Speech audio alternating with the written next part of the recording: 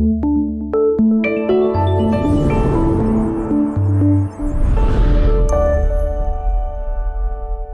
sejahtera bagi kita semua. Saya ucapkan selamat pagi, kasih karunia Tuhan. Kita rasakan kalau sampai saat ini kita ada sebagaimana ada, ini sungguh berkat Tuhan. Kami bersyukur dan kami sangat senang saudara begitu semangat di dalam memuji memuliakan nama Tuhan. Baik, kita akan dengar firman Tuhan. Saudara siap dengar firman Tuhan? Haleluya. Tema khotbah pada hari ini yaitu kita adalah anak Allah. Kita adalah anak Allah. Baik, kita akan lihat Alkitab kita. Kita lihat ayatnya di dalam Yohanes pasal yang pertama ayat yang ke-12. Yohanes pasal yang pertama ayat yang ke-12. Tetapi semua orang yang menerimanya diberinya kuasa supaya menjadi anak-anak Allah, yaitu mereka yang percaya dalam namanya. Puji Tuhan saudara. Tadi pagi saya katakan tentu walaupun kita semua tidak atau bukan pemain bulu tangkis. Tentu sebagian dari saudara kenal itu sih namanya Icuk Sugiarto. Yaitu mantan pemain bulu tangkis barangkali di era 90-an. Bagaimana dia pernah juara dunia dan juga pernah menjuarai event-event yang lain. Dan setelah itu dia menikah dan memiliki seorang anak yang namanya Tommy Sugiarto. Tentu kita pun juga barangkali ada yang kenal siapa Tommy Sugiarto. Dia adalah juga pemain bulu tangkis yang juga berkali-kali memenangkan event-event atau menjuarai beberapa kejuaraan. Dan ketika Tommy Sugiarto itu menjadi juara saudara, saya tidak kaget. Saya tidak terkejut. Sebab saya tahu siapa bapaknya. Saya tahu siapa ayahnya. Ada pepatah yang mengatakan seperti ayah, demikian juga anak. Artinya apa? Keahlian papanya, keahlian Icuk Sugiarto di dalam bermain bulu tangkis itu mengalir ke dalam darah anaknya, yaitu Tommy Sugiarto. Itulah sebabnya karena Icuk Sugiarto itu pernah juara dunia, jadi saya katakan seperti tadi, tidak heran kalau anaknya pun juga pernah juara. Ini saudaraku. Nah, lewat ayat yang sudah kita baca tadi sekali lagi di sana dikatakan, tetapi semua orang yang menerimanya diberinya kuasa supaya menjadi anak-anak Allah, yaitu mereka yang percaya dalam namanya. Ini sungguh luar biasa. Artinya begini saudaraku, ketika saudara percaya Yesus sebagai Tuhan dan Juru Selamat secara pribadi. Saya tidak tahu kapan saudara percaya Yesus. Saya percaya Yesus tahun 87. Dan ketika saudara percaya Yesus sebagai Tuhan dan Juru Selamat secara pribadi, saudara pada saat itu langsung dilantik menjadi anak-anak Allah. Amin saudara. Ketika saudara percaya Yesus, saat itu juga kita langsung dilantik menjadi anak-anak Allah. Seharusnya, sekali lagi, seharusnya ketika saudara menyadari bahwa aku ini anak-anak Allah, seharusnya tidak ada penghalang yang tidak dapat diatasi. Tidak ada masalah yang tidak dapat diselesaikan ketika kita sadar bahwa saudara dan saya adalah anak-anak Allah. Mengapa saudaraku? Tadi pagi saya katakan Tuhan tidak menciptakan saudara dan saya sebagai manusia biasa. Tuhan tidak menciptakan saudara dan saya sebagai manusia yang rata-rata. menciptakan saudara dan saya sebagai manusia yang luar biasa. Amin, saudara. Saudara sadar akan hal ini? Tuhan menciptakan kita itu sebagai manusia di atas rata-rata. Itulah sebabnya Tuhan bilang kamu tidak akan menjadi ekor. Kamu akan menjadi kepala.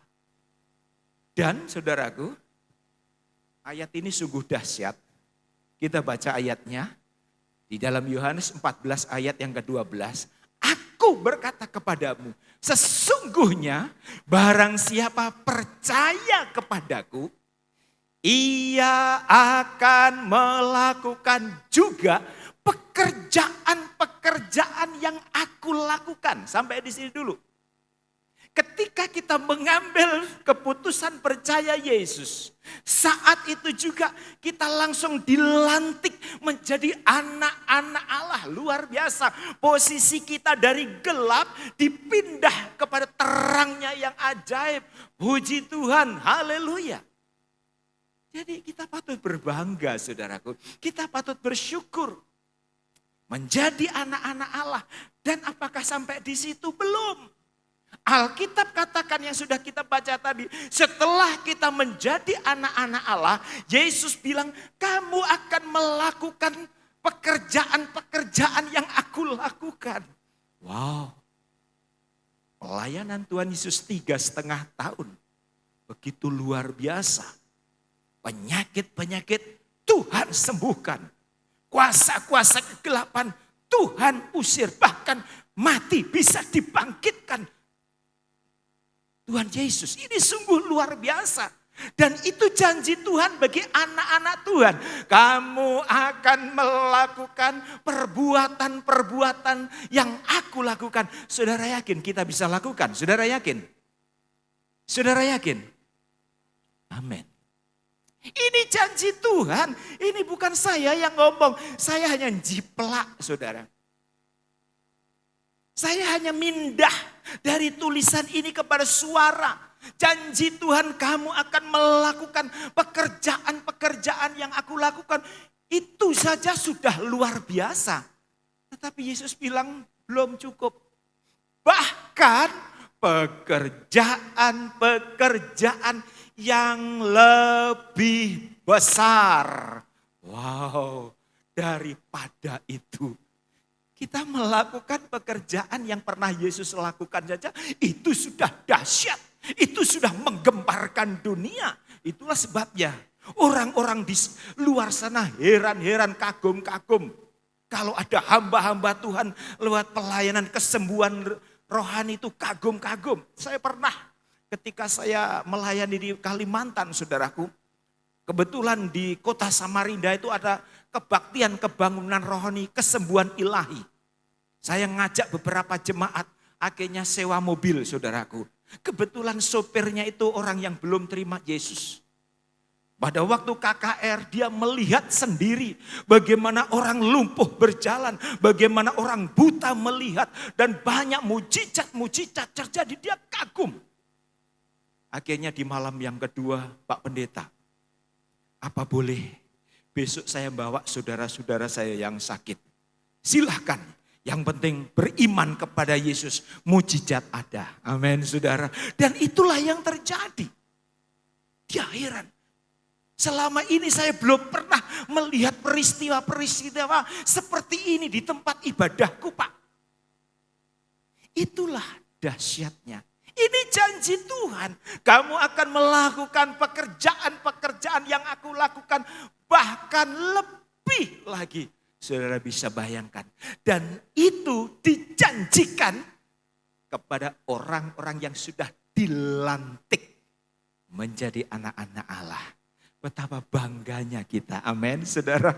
Betapa bangganya kita menjadi anak-anak Allah saudaraku. Betapa bangganya.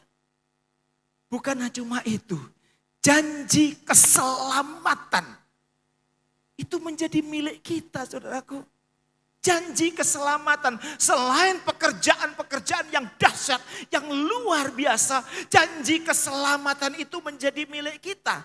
Nah, ketika kita menyadari akan hal ini, Perhatikan, ketika kita menyadari akan hal ini, seharusnya kita tidak mudah menyerah di dalam hidup ini.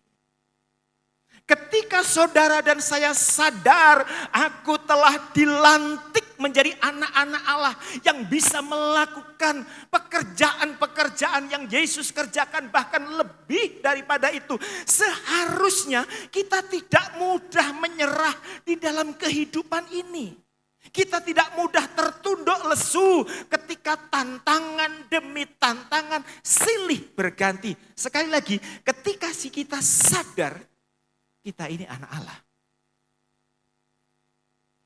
Saya yakin ketika kesadaran ini tumbuh di dalam hidup kita, bahwa kita ini adalah anak-anak Allah, saudaraku, kita tidak akan mudah menyerah. Kenapa kita mudah menyerah? Kenapa banyak anak Tuhan ketika alami tantangan sedikit langsung imannya lemah?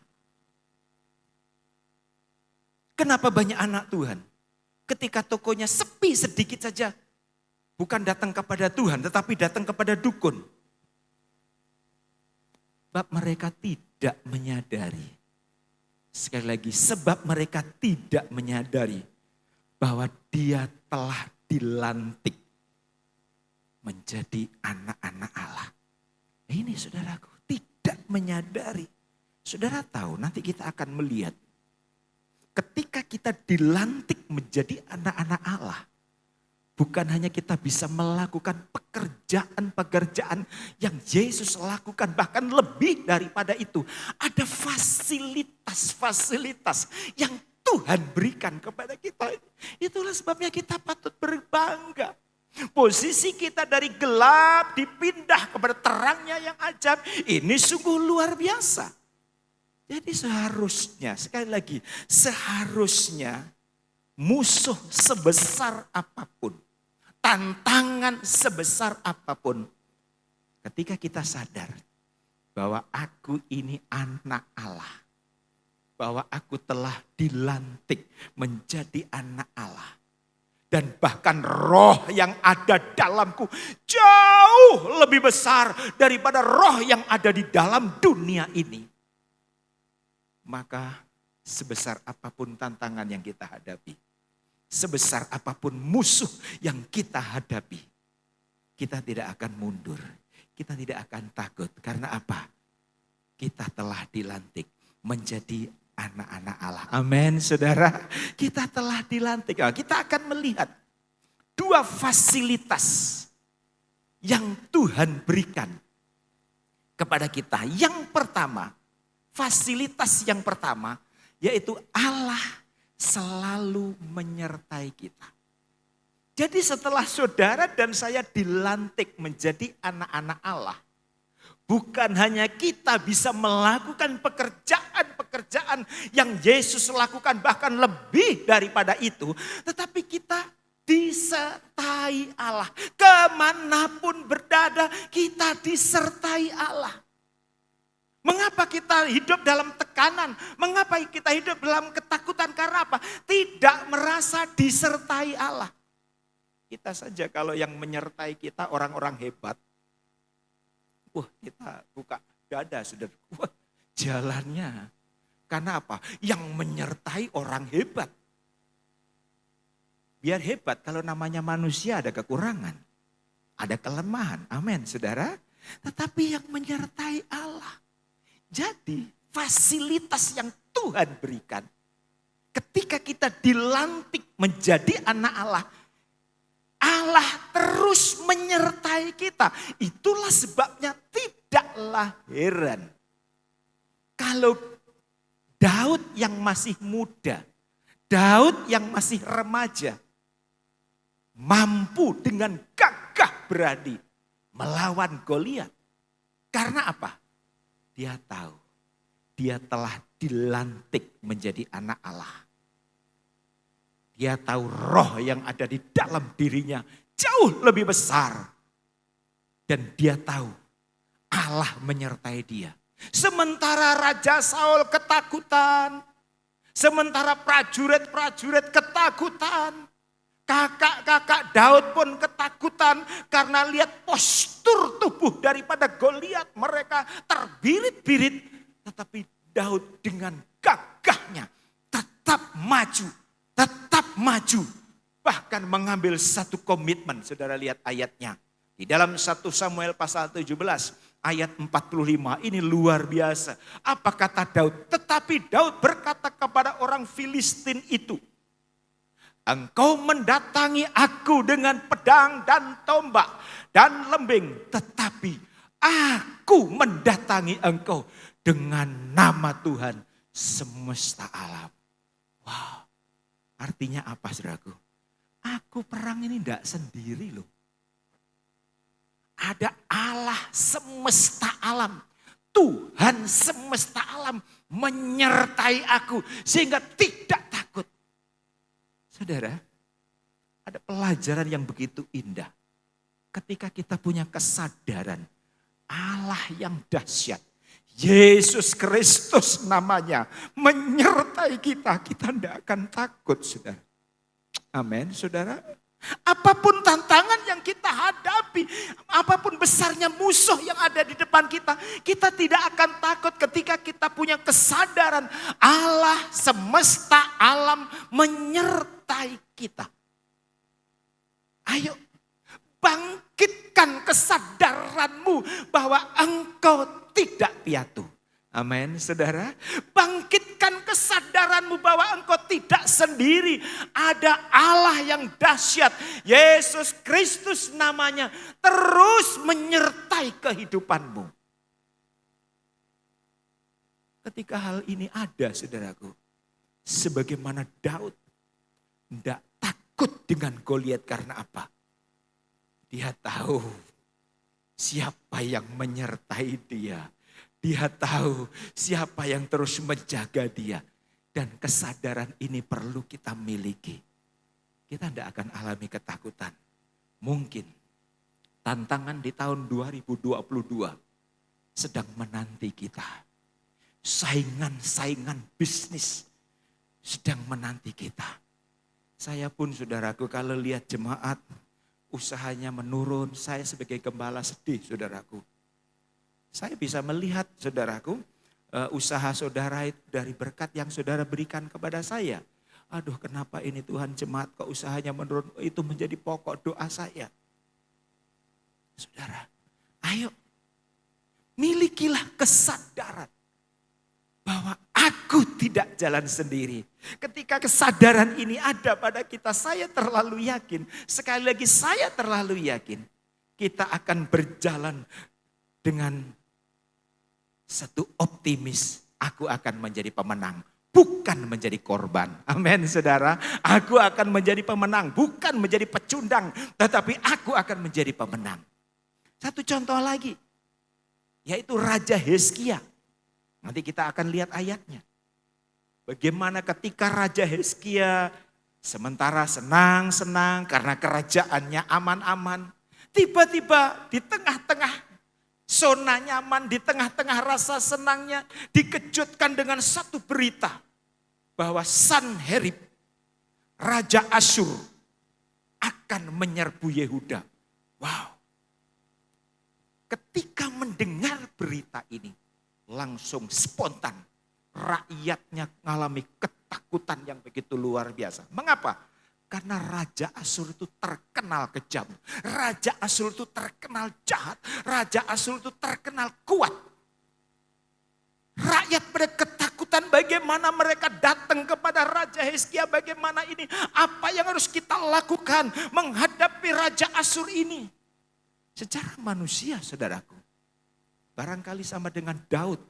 Melihat postur tubuh daripada Goliat. Secara manusia mungkin mengalami ketakutan. Tetapi kita lihat. Di tengah-tengah rakyat sementara ketakutan. Apa kata Raja Hizkia? Perkataan-perkataan apa? Pidato apa yang disampaikan oleh Raja Hizkia? Sehingga rakyat setelah mendengar pidato daripada Raja Hizkia langsung ada kekuatan yang baru, langsung ada semangat yang baru. Kita lihat ayatnya. Di dalam 2 Tawarik pasal yang ke-32 ayat yang ke-7. Raja Hizkia ngomong begini, kuatkanlah dan teguhkanlah hatimu. Janganlah takut dan terkejut terhadap Raja Asyur serta seluruh laskar yang menyertainya. Karena yang menyertai kita lebih banyak daripada yang menyertai dia. Ayat yang ke-8. Yang menyertai dia adalah tangan manusia. Tetapi yang menyertai kita adalah Tuhan Allah kita yang membantu kita. Amin, saudara. Kita lihat di sini. Mengapa Raja Hizkia begitu optimis akan menghancur leburkan Raja Asyur. Walaupun secara kasat mata mungkin jumlah laskarnya jauh lebih banyak. Raja Asyur, saudaraku. Karena apa? Raja Hizkia tahu. Ingat, mereka yang menyertai manusia. Tetapi kita yang menyertai Allah yang dahsyat. Amin, saudara. Kalau kesadaran ini ada pada kita, saudara, kita tidak perlu takut. Tadi pagi saya bersaksi, ketika saya bekerja di Bontang, saya tidak langsung duduk dengan enak, saudaraku. Saya kerja di dapur, percaya atau tidak? Kerja di dapur, ambil piring-piring teman-teman yang selesai makan. Bukan kokinya, tetapi ambil piring teman-teman yang selesai makan. Dan saudara tahu, saya sedih. Teman-teman ini, itu anak buah saya kalau di lapangan bulu tangkis. Saya pelatihnya. Tetapi kalau di tempat kerja, saya ambil piring-piring. Karena ini mes, saudaraku. Sehingga mereka tinggal di barak, saudara. Yang bujang-bujang itu tinggal di barak, yang punya jabatan tentu tinggal di rumah-rumah. Saya melayani dia. Ambil piring-piring. Padahal kalau di lapangan, di gedung bulu tangkis, saya orang nomor 1, saya pelatihnya. Tetapi saudaraku, walaupun pekerjaan saya mungkin dipandang sederhana, tetapi hubungan saya dengan Tuhan begitu indah. Hubungan saya dengan Tuhan begitu intrim. Karena aku telah dilantik menjadi anak-anaknya. Aku terus menyembah, memuji. Ada kesempatan saya memuliakan nama Tuhan. Pokoknya hubungan saya dengan Tuhan tidak ditentukan dengan pekerjaan yang mungkin kata orang sederhana. Akhirnya apa? Tidak terlalu lama. Posisi saya dipindah. Di tempat kantor, tetapi kantor di lapangan. Saya pun juga bersyukur terus. Saya menjaga hubungan dengan Tuhan karena saya sadar aku telah dilantik menjadi anak Allah. Tidak terlalu lama juga saya akhirnya dipindah di kantor pusat. Tetangga, teman pada kasak kusuk, ini Mas Rudi, ini siapa backingnya? Aku yang sudah sekian lama bekerja di sini, tidak pernah diangkat, tidak pernah dipromosikan. Kok ini kok tidak lama pindah sini. Akhirnya satu tempat, satu posisi yang lumayan. Sebelum saya menyerah sekolah Alkitab. Mereka tidak tahu. Yang menyertai saya, Yesus yang dahsyat. Amin, saudara. Berikan kemuliaan untuk Tuhan kita Yesus. Yang menyertai saya di tempat bekerja adalah Allah yang Maha Kuasa. Dan firman Tuhan, Dia berhak mengangkat seseorang dan juga berhak menurunkan seseorang. Jadi ayo, milikilah kesadaran bahwa kita telah dilantik menjadi anak-anak Allah. Milikilah kesadaran akan hal ini. Dan saya yakin kalau kesadaran ini ada pada kita, tantangan apapun tidak akan membuat kita loyo di dalam Tuhan. Bahkan kalau saudara melihat di dalam Kejadian pasal yang pertama ayat yang ke-26, ini sungguh dahsyat. Di sana dikatakan berfirmanlah Allah, baiklah kita menjadikan manusia menurut gambar dan rupa kita, supaya mereka berkuasa atas ikan-ikan di laut dan sebagainya. Lihat di sini. Rupanya kita ini, saudaraku, diciptakan serupa dengan gambar Allah. Artinya apa? Dalam diri kita itu ada DNA-nya Allah. Sering saya katakan ini. Di dalam diri kita ini ada DNA-nya Allah. Dengan kata lain, di dalam diri kita ini ada gennya Allah. Itulah sebabnya tidak heran Tommy Sugiarto kena apa? Menjadi juara. Karena apa? Di dalam dirinya ada gen bapaknya, Icuk Sugiarto, yang juga juara dunia. Kalau di dalam diri kita ada gennya Allah, maka sesuatu yang dahsyat juga ada pada diri kita. Amin, saudara. Ini yang sering kita tidak sadari. Ketika kita sadar bahwa di dalam diri kita ini ada DNA-nya Allah. Ketika kita sadar bahwa di dalam diri kita ini ada gennya Allah. Kuasa Allah, kemampuan Allah. Maka sekali lagi saya katakan tidak boleh, seharusnya tidak boleh kita mudah tertunduk. Ketika kita menghadapi sesuatu. Karena apa? Di dalam diri kita ini ada gennya Allah, saudaraku. Ayo, kalau saudara mungkin selama ini kurang sadar bahwa di dalam diri kita ini ada potensi-potensi Allah. Ada kemampuan-kemampuan Allah yang dahsyat.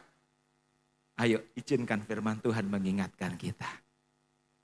Tadi pagi saya juga sudah bersaksi. Dan pernah saya saksikan di tempat ini. Ketika papa mertua saya belum meninggal. Beliau adalah seorang hamba Tuhan senior di Maluku. Beliau sempat ngomong begini, saya tidak pernah mendoakan anak-anak saya untuk menjadi seorang pendeta. Bapak Manurung dan Ibu kenal betul beliau. Anak-anaknya 9, tante ini yang ke-9. Saya tidak pernah berdoa anak-anak saya menjadi pendeta, menjadi hamba Tuhan. Saya hanya berdoa, Tuhan jadikan anak-anakku berkat dimanapun berada. Itu doanya, tidak pernah mendoakan anak-anaknya jadi pendeta. Makanya saya pun juga tidak pernah mendoakan anak-anak saya untuk jadi pendeta. Tapi saya yakin. Karena apa? Ada darah pendeta. Sampai dengan papa itu, saudara. Akhirnya apa? Dari 9 itu, 5 yang jadi pendeta. Padahal doanya untuk jadi anak Tuhan saja. Yang jadi berkat saja. Bukan cuma anaknya, cucunya pun. Sudah ada yang jadi hamba Tuhan. Berapa ya? 2 atau 3 Ki? Cucu. Mana Kiki ini ya di sekolah minggu ya? Cucunya sudah ada berapa yang sudah jadi hamba Tuhan? Kakaknya Kiki sama kakaknya Ona itu sudah jadi hamba Tuhan, sudah di gembala. Nah, lihat ini cucu. Nah, kita lihat di sini saudara. Mengapa saya tidak terkejut kalau anaknya 5 ini jadi hamba Tuhan? Karena apa? Gen dari papanya itu seorang hamba Tuhan. Makanya saya juga tidak terkejut kalau saudara sebagai seorang pengusaha, anak-anak juga mulai jadi pengusaha. Tidak terkejut, darah seorang pengusaha mengalir kepada anak-anak. Biasanya kalau bapaknya bengkel, anaknya jadi tukang bengkel juga. Biasanya. Tapi juga ada yang enggak, mungkin malas belajar kali ya. Tapi kita lihat di sini saudaraku. Bagaimana? Ayo milikilah kesadaran akan hal ini. Bahwa saudara itu diciptakan bukan sebagai manusia biasa. Tetapi di atas rata-rata. Mengapa? DNA Allah ada pada kita. Gen Allah ada pada kita. Kemampuan, kesanggupan, kekuatan Allah itu ada pada kita. Cuma kita tidak sadar. Jadi ini fasilitas yang pertama yang Tuhan berikan. Ketika saudara dan saya dilantik menjadi anak-anak Allah. Yaitu Allah terus menyertai kemanapun kita berada. Kalau Yesus yang menyertai, Allah yang menyertai, apa yang perlu kita takutkan, saudaraku? Itu yang pertama. Yang kedua, fasilitas apa yang Tuhan berikan bagi anak-anak Allah?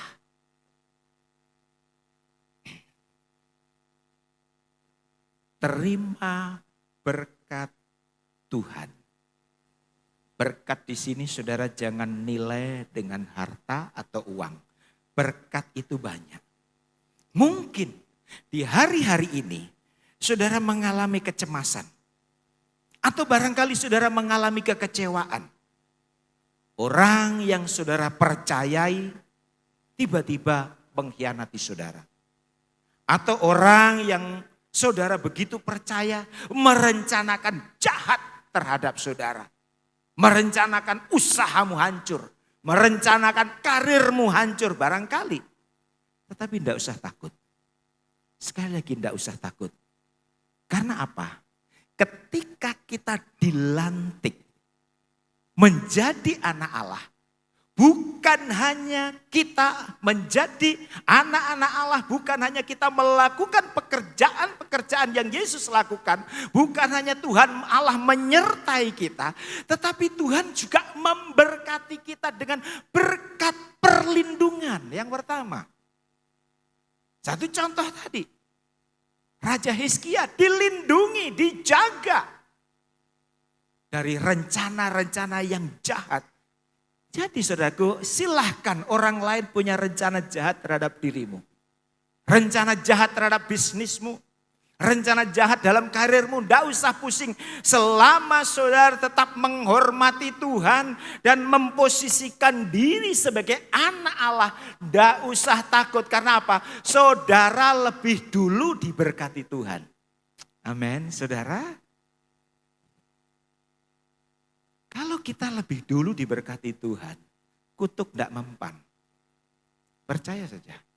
Ketika kita hidup di dalam berkat Tuhan itu perlindungan, penjagaan, damai sejahtera. Itu berkat Tuhan bukan cuma materi saudaraku. Sekali lagi berkat Tuhan itu perlindungan, damai sejahtera, penjagaan, kesembuhan. Itu berkat Tuhan. Jadi saudara jangan terlalu kerdil menilai berkat Tuhan itu harus uang, tidak. Bahkan dalam kondisi seperti ini saudaraku, berkat perlindungan Tuhan lebih besar daripada uang. Karena apa? Omikron merajalela ya puji Tuhan saja di daerah kita masih terkendali. Tetapi tetap kita harus hati-hati. Nah, saudara, ayo. Ketika kita sadar bahwa Tuhan memberkati kita, tidak usah khawatir, tidak usah takut. Saya tekankan pada saat ini. Tidak usah takut dengan kutuk orang. Bagi Tuhan tidak sulit mengubah kutuk jadi berkat. Ingat kisah Yusuf. Saudara-saudaranya mereka-reka kejahatan. Dimasukkan ke dalam lubang sumur. Jubah yang maha indah dirobek. Jubah berbicara tentang harga diri. Jubah berbicara tentang nama baik. Nama baik Yusuf dirobek, dicemarkan. Dijual jadi budak. Difitnah masuk penjara. Semua mereka-reka yang jahat terhadap Yusuf. Tetapi Yusuf tahu, aku telah dilantik menjadi anak Allah. Amin, saudara. Aku telah dilantik menjadi anak Allah. Sehingga orang yang mereka-reka yang jahat itu Tuhan robah. Justru mempromosikan Yusuf. Coba kalau Yusuf tidak difitnah. Yusuf tidak masuk ke penjara. Coba kalau Yusuf tidak di penjara. Yusuf tidak kenal juru minum dan juru roti raja. Dan gara-gara mereka yang Yusuf bisa mengartikan mimpi itu, akhirnya raja pun bermimpi dan akhirnya naik posisinya. Kita lihat cara Tuhan tidak bisa diselami. Ada kalanya Tuhan mau mengangkat kita, kita turun dulu. Sama dengan saudara lompat jauh ya. Kalau lompat jauh, saudara tidak mundur, mungkin saudara lompatannya cuma 1 meter. Saya mungkin 2 meter. Nah, Pak Siwi mungkin 0,5 meter karena lebih besar badannya. Apalagi Pak Arthur, 1,5 meter. Tetapi ketika kita mundur saudara, kita mundur ancang-ancang orang Jawa. Apa bahasa Indonesianya ancang-ancang? Ketika kita mundur saudaraku, lalu lari maka lompatan kita akan lebih jauh. Ada kalanya Tuhan begitu saudaraku. Cara Tuhan itu untuk mengangkat Yusuf, dia harus dimasukkan ke dalam sumur. Untuk mengangkat Yusuf menjadi Perdana Menteri, dia harus difitnah, dia harus dijual. Dan cara Tuhan itu tidak masuk akal. Hitungan normal 1, 2, 3, 4, 5. Tetapi Tuhan setelah 1 bisa langsung lompat 10. Amin saudara. Hitungan Tuhan tidak masuk akal. Yang penting tetap hormati Tuhan. Jaga hati. Dan kita yakin bahwa aku telah dilantik menjadi anak-anak Tuhan. Kita lihat contoh yang terakhir ini. Di dalam Bilangan pasal 22. Ayat yang kelima. Raja ini mengirim utusan, yaitu Raja Balak saudaraku. Karena Raja Balak itu melihat orang Israel itu begitu luar biasa. Sehingga raja ini mengirim utusan kepada Bileam bin Beor ke Petor yang di tepi sungai Efrat. Ke negeri teman-teman sebangsanya untuk memanggil dia dengan pesan. Ketahuilah ada suatu bangsa keluar dari Mesir, sungguh sampai tertutup permukaan bumi olehnya. Dan mereka sedang berkemah di depanku. Karena itu datanglah dan kutuk bangsa itu bagiku. Sebab mereka lebih kuat daripadaku. Mungkin aku sanggup mengalahkannya dan menghalaunya dari negeri ini. Sebab aku tahu siapa yang kau berkati, dia beroleh berkat. Dan siapa yang kau kutuk, dia kena kutuk. Raja Balak tahu. Saudaraku, dia gemetar melihat barisan Israel. Sehingga dia panggil Bileam karena dia tahu kalau Bileam memberkati, orang itu pasti diberkati. Raja Balak tahu kalau Bileam mengutuk, maka orang itu akan terkutuk. Dipanggillah Bileam. Tolong kutuki bangsa Israel agar dia kalah, agar dia hancur. Bileam sebelum mengutuk, baik, saya mau berdoa dulu. Bileam berdoa dulu saudaraku. Apa doanya? Lalu apa jawaban Tuhan? Di dalam ayat 20, pasal 22 ayat 12. Lalu berfirmanlah Allah kepada Bileam, janganlah engkau pergi bersama-sama dengan mereka. Janganlah engkau mengutuk bangsa itu sebab mereka telah diberkati. Saudara perhatikan. Bangsa Israel telah diberkati Tuhan. Makanya walaupun Bileam ini jago mengutuk, tidak mempan kutuknya. Karena apa? Sudah diberkati Tuhan lebih dulu. Ini fasilitas yang Tuhan berikan ketika kita menjadi anak Allah. Yang pertama, Tuhan menyertai kita. Dan yang kedua, Tuhan memberkati kita. Dan kalau Tuhan yang memberkati kita, tidak ada satupun kutuk yang tembus dalam hidup kita maupun bisnis kita. Amin saudara. Tidak perlu takut, silahkan orang lain punya rencana jahat. Silahkan orang lain berusaha mengutuk kita. Tidak usah khawatir, tetap aku anak Allah. Tuhan menyertai aku, berkat Tuhan melindungi aku. DNA Allah ada aku akan menjadi pemenang. Amin saudara. Berikan kemuliaan Tuhan kita Yesus Kristus. Mari silakan pemain musik. Ayo kita renungkan firman Tuhan ini. Saya rindu. Ayo bangkitkan kesadaranmu bahwa kita ini anak Allah. Bangkitkan kesadaranmu bahwa DNA Allah itu ada pada kita. Bangkitkan kesadaranmu, gen Allah yang hebat itu ada pada kita. Kalau hal ini ada dalam hidup kita, saudaraku, wow, sungguh dahsyat. Ayo, kalau selama ini saudara khawatir, selama ini saudara takut, waduh saingan bisnisku semakin hebat. Wah, luar biasa. Tidak usah takut. Tetap hormati Tuhan.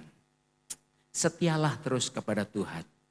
Hiduplah belajar dalam kebenaran firman Tuhan. Dan yakini, aku diciptakan bukan menjadi ekor.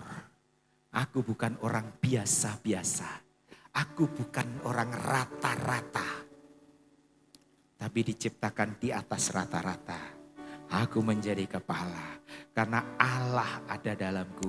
Kuasa Allah, kemampuan Allah, otoritas Allah ada di dalam diriku. Haleluya.